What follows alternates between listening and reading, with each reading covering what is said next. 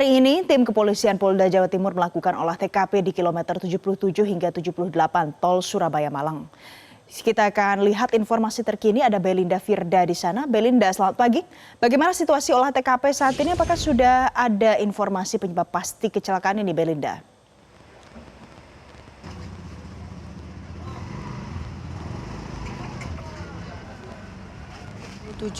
Tol Surabaya-Malang, di mana kemarin sore sekitar pukul 15.30 waktu Indonesia Barat atau setengah 4 sore terjadi kecelakaan antara bis yang membawa pelajar asal Bogor dan juga truk bermuatan pakan ternak. Dan bisa kita lihat di belakang saya memang saat ini arus tol sedang ditutup total karena sedang dilakukan proses olah TKP.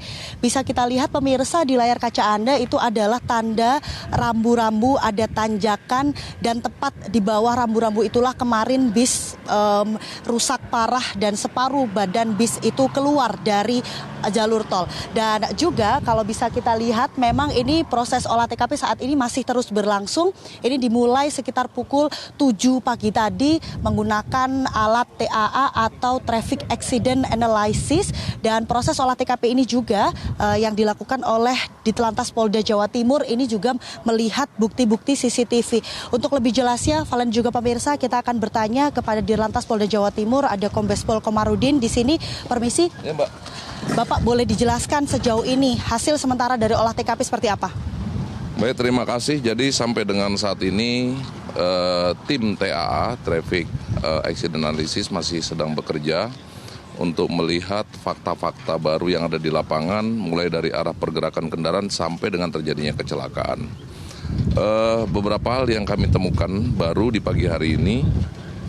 Yang pertama, bahwa TKP berada pada jalur mendaki, dimulai dari ketinggian, dimulai dari jalur pendakian itu dimulai dari kilometer 7700.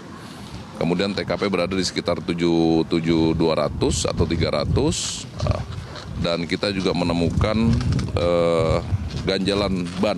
Ya, ganjalan ban ini berada di kilometer 7850. Persesuaian dengan kamera CCTV yang kami dapat, ada 3 buah kamera, bahwa truk sempat berhenti. Ya, sempat berhenti, dan ini identik ataupun cocok dengan apa yang disampaikan oleh keterangan dari supir, bahwa pada saat sedang mendaki mesin overhead. Ya, mesin overhead sehingga supir menepikan kendaraannya. Tercatat di sini ada sekitar 2 menit, ya, supir mengeluarkan 2 menit berupaya mungkin keluar dari kendaraan yang terlihat. Setelah itu, lama kemudian kendaraan menurun. Di kilometer 77.400 itu sempat menabrak pembatas tengah. Nah, kemudian juga dari tampilan sisi lain CCTV yang ada pada di kilometer 7700 terlihat memang kendaraan bis yang mengangkut siswi ini berada pada jalur kanan. Kalau kita lihat dari bawah sementara sambil menunggu hasil dari TAA, kalau kita melihat secara kasat mata dari bawah memang jalur menanjak dan menikung, ya, hampir tidak terlihat kendaraan yang dari arah depan.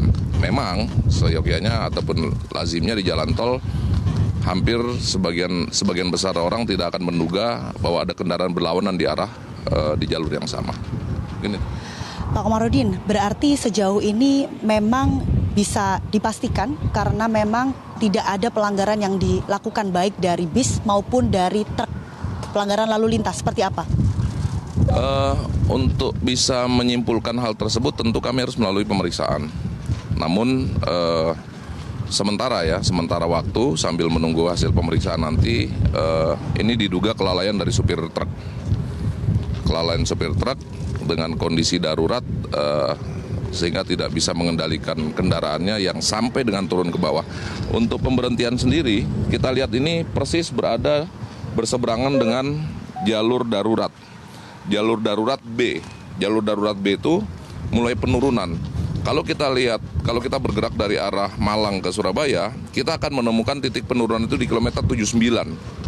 Kilometer 79 sudah mulai menurun, keluar menikung.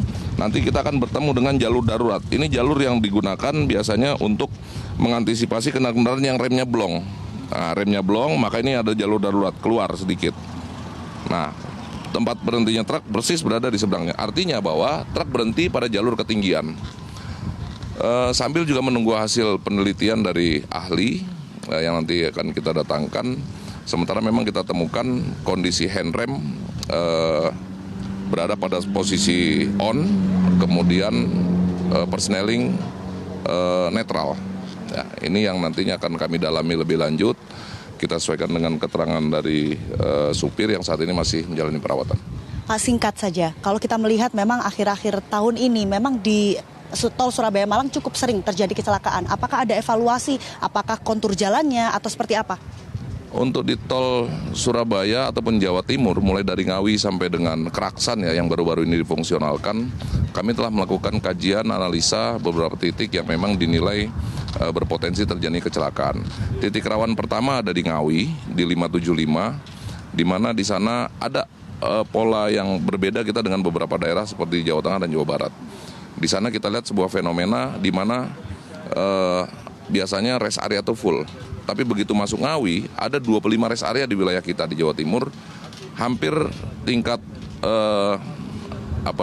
isinya itu hanya di kisaran 50%. Artinya bahwa ada kecenderungan pengguna jalan kalau sudah masuk Ngawi merasa Surabaya sudah dekat.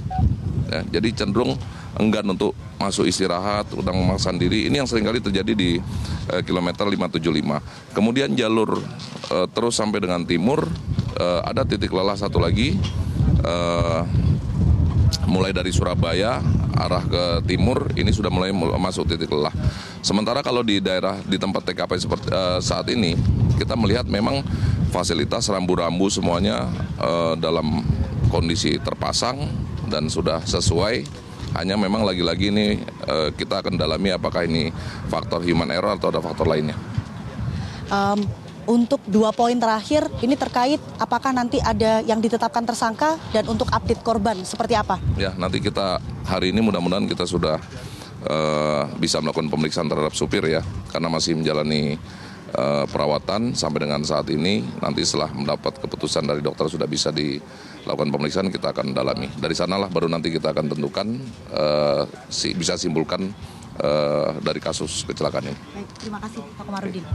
Pemirsa, kita sudah mendengarkan secara langsung bagaimana gambaran sementara hasil olah TKP bahwa terindikasi ada kelalaian supir truk, namun nantinya masih akan didalami apakah nanti akan ditetapkan tersangka. Semoga hari ini bisa segera bisa diperiksa dan akan ada update lanjutan jumlah korban. Demikian, kembali ke studio. Jelajahi cara baru mendapatkan informasi. Download Metro TV Extend sekarang.